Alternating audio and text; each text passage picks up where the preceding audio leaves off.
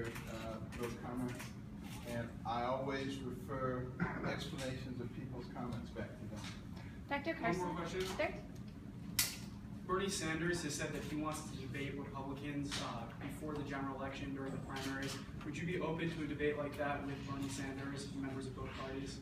I'm open to debates anytime, not a problem. The more information is better. Dr. Carson, there is a sizable African-American atheist population. When you come to an event like this, are you still seeking their vote? African-American atheist population? Yes, sir. I would be seeking the votes of all Americans. I wouldn't necessarily divide people up into segments and groups, because so many of the things that affect us as a nation in terms of our survival don't have anything to do with their little special group. You know, it is our divisiveness, it is our lack of fiscal responsibility, and it is our failure to take a leadership position in the world. Those are the things that are going to result in our destruction. And it will result in everybody's destruction. And I guarantee you, when the jihadists get over here, they're not going to ask you whether you're gay or straight, black or white, Republican or Democrat, before they cut your head off. Dr. Carson, you're continuing to give paid speeches while you're on the campaign trail, and I've seen that you have some scheduled coming up. So through the Washington Speakers Bureau. So what's behind your decision to do that? I know other candidates have in the past.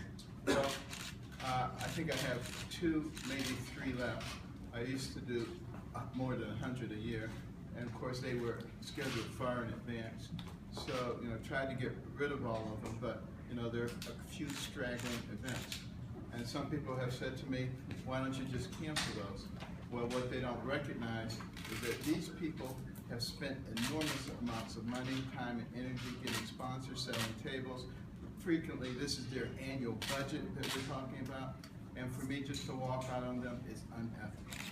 Dr. Carson, Governor Scott Walker got into the election this week. Do you see he's been leading the Iowa polls since January? Is it important for your campaign to win in Iowa, and if so, how would you surpass somebody like Governor Walker? I have one major goal here, and that is to try to save our country. And in the process of doing that, I'm going to be speaking the truth. I mean, speaking what I believe in. I don't have speech writing. I speak from the heart. And hopefully people will resonate with that in Iowa, in all of the early states. But my job is to make sure that they have that choice, and that they have a choice of returning the United States of America to a place that is of, for, and by the people. The people are supposed to be at the pinnacle. The government is supposed to be there to facilitate life, liberty, and the pursuit of happiness. I am a strong believer in that, and that's what I'm going to offer to the people. Would I like to win all the states? Of course I would. But, you know, it's obviously up to the people. But how do you win a state like Iowa? There's several people obviously leading ahead of you. I mean, what's the way forward? How do you do it? Well, we're at least several months away from the Iowa caucus. You continue to spread the word, spread the truth, get in front of people, let them see who you are, not who the media says you are. That's how you win.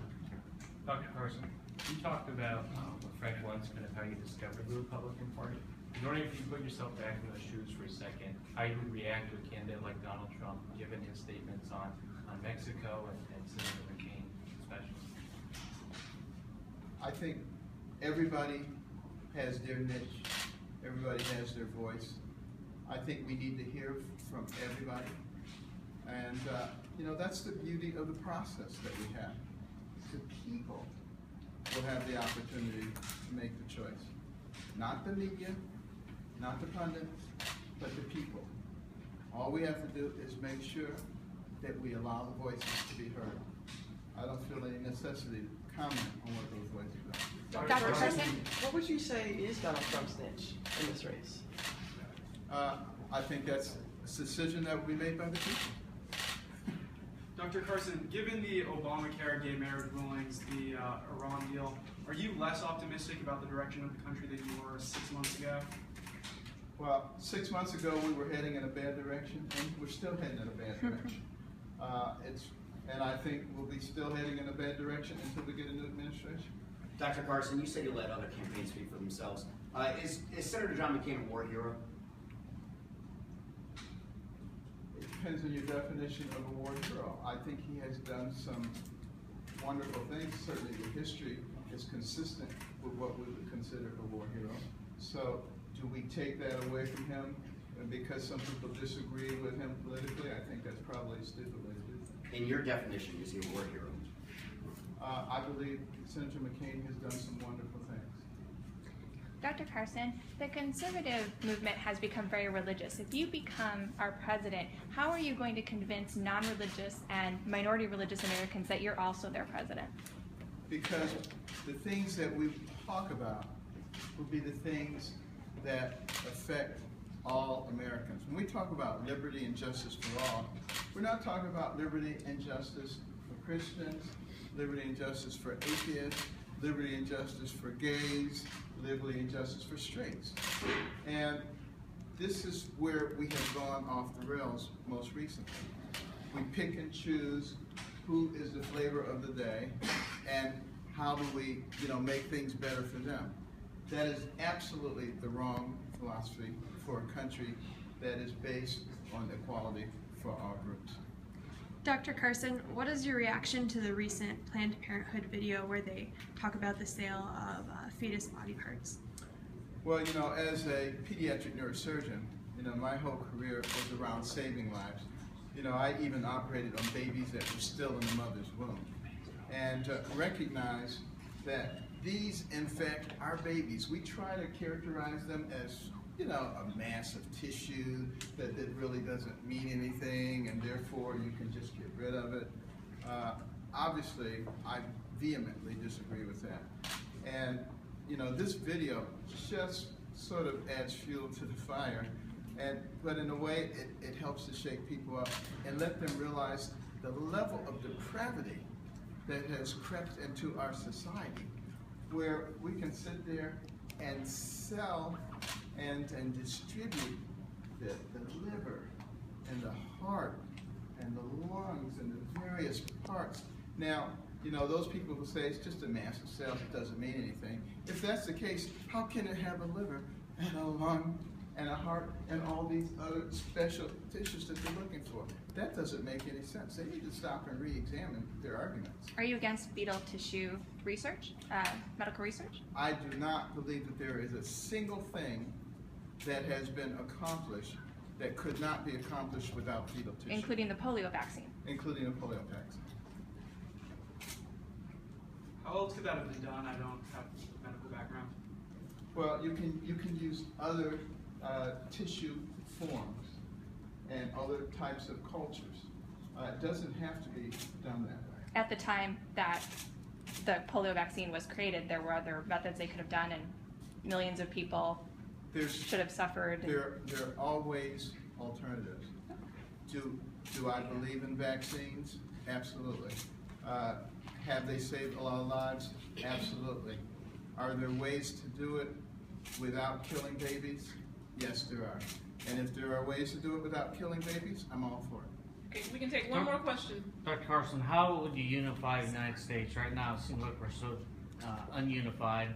And when Barack Obama became president, he said he was going to be a unifier, which doesn't seem to be the case. So how would you, as president, unify the country? Well, I think the bully pulpit is an excellent place to talk about the things that we have in common versus the things that separate us. And we need to start phrasing things in terms of what's pro-American and what's anti-American versus what's pro-Democrat and what's pro-Republican. I think that's what's destroying us. We need to talk about the relationship between a woman and that baby inside of her. She is the protector of that baby, not the enemy of that baby. We need to help people to realize that what makes a person is their brain. It's not their skin, their nose, or their hair. We need to help people recognize that one generation has an obligation to the next generation. There's not a war between them. We need to help people recognize that your religious beliefs are sacred in our society and are to be guarded. in a very legitimate way. We need to help people to understand that as one person succeeds and accumulates wealth, and they're able to give back in form of taxes or other ways, it actually lifts others. And we shouldn't be looking at him saying, he's still got all this, let's get the rest of it. That's called socialism. That doesn't work in our society. We need the kind of leadership that actually can explain that to people and help them to recognize that if we work together, we're going to be all much better off.